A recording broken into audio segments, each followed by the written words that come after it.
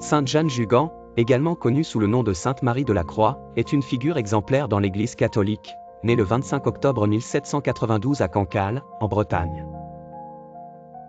D'origine modeste, elle connaît très jeune la perte de son père, et est élevée par sa mère dans des conditions difficiles. Cette enfance façonnée par l'adversité la pousse à développer une profonde compassion pour les démunis. À 47 ans, après avoir travaillé comme domestique et aide-soignante, Jeanne ressent un appel à consacrer sa vie aux pauvres. En 1839, elle et deux compagnons accueillent une vieille femme dans le besoin, marquant le début de la congrégation des Petites Sœurs des Pauvres.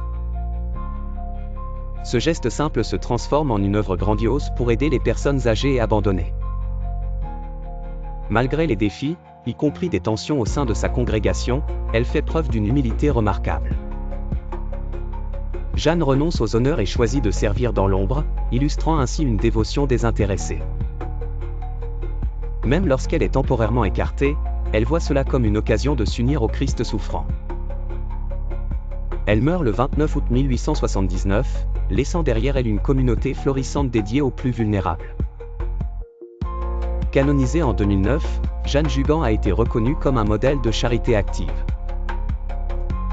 Sa fête, le 12 septembre, rappelle son engagement indéfectible envers les pauvres et les personnes âgées.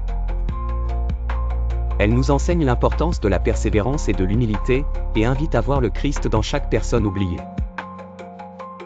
Ces mots, faire le bien sans regarder, demeurent un phare pour tous ceux qui cherchent à vivre la foi par l'action.